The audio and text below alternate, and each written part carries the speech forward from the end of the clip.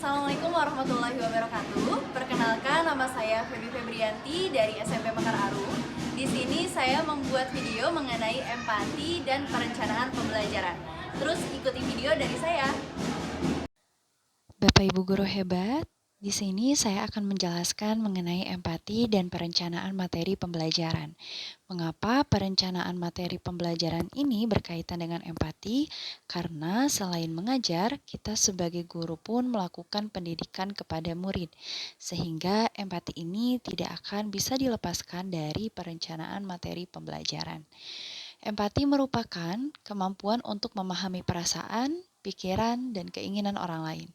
Pada saat bersamaan, tetap terpisah dengan menjadi diri sendiri.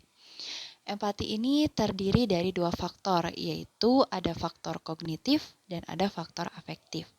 Faktor kognitif yaitu bisa mengenali suatu emosi seperti marah, sedih, kemudian kecewa, dan yang lainnya. Kemudian ada faktor afektif yang merupakan faktor sikap untuk bisa memahami orang lain dan apa yang kita lakukan kepada orang lain. Empati ini terdiri dari 4 hal. Yang pertama adalah menerima orang lain. Ketika kita melihat seseorang atau mendengarkan seseorang bercerita, kita harus bisa menerima orang tersebut. Bagaimana karakternya, bagaimana sifatnya, dan bagaimana emosi yang sedang dia alami saat itu. Kemudian melihat sudut pandang orang lain. Kita harus bisa memposisikan apa yang sedang terjadi pada orang tersebut, tidak hanya dari kacamata kita sendiri, tapi dari kacamata orang tersebut. Yang ketiga adalah menentukan sikap. Ketika orang yang sedang bersedih, kita tidak bisa menegaskan orang tersebut, melainkan harus bisa mengelola emosi kita agar sama dengan orang tersebut. Sehingga apa yang kita sampaikan bisa didapatkan orang tersebut dengan baik. Kemudian adalah memperkuat relasi antara guru dan murid.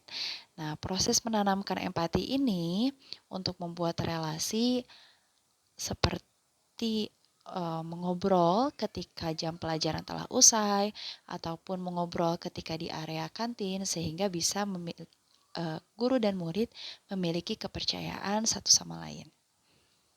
Bagaimana cara mengasah empati? Yang pertama, kita bisa melakukan kontak mata kepada lawan bicara. Kemudian memberikan respon yang sesuai dengan apa yang sedang ia ceritakan.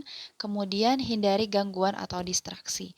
Jadi untuk mengasah empati ini bisa melakukan obrolan di tempat yang tidak terlalu banyak orang sehingga orang lain tidak menduga-duga apa yang sedang terjadi. Kemudian ajukan pertanyaan.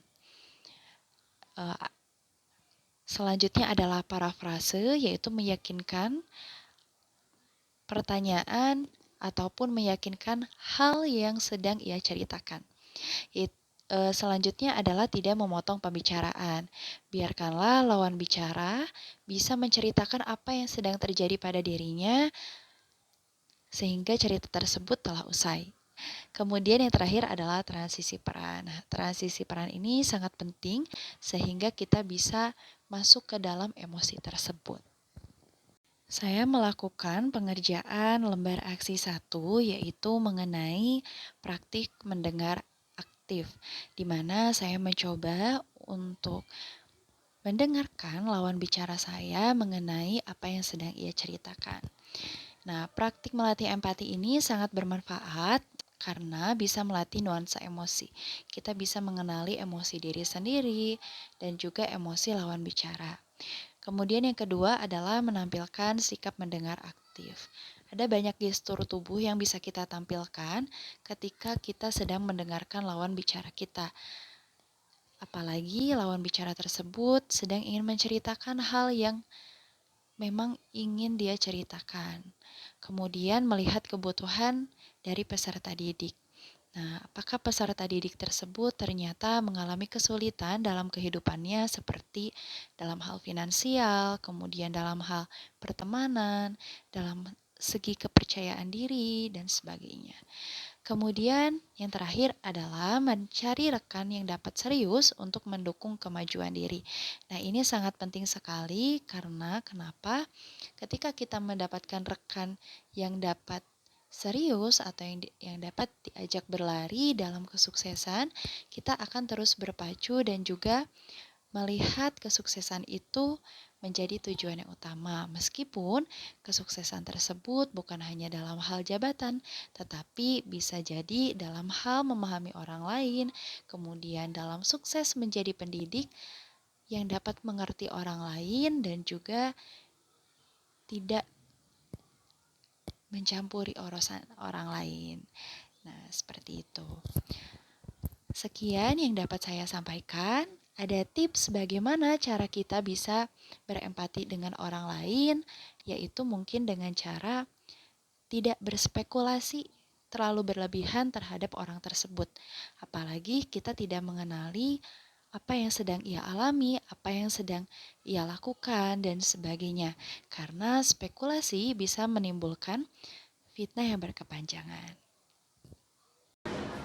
Terima kasih banyak atas perhatiannya. Terus ikuti pelatihan Semangat Guru 2. Assalamualaikum warahmatullahi wabarakatuh.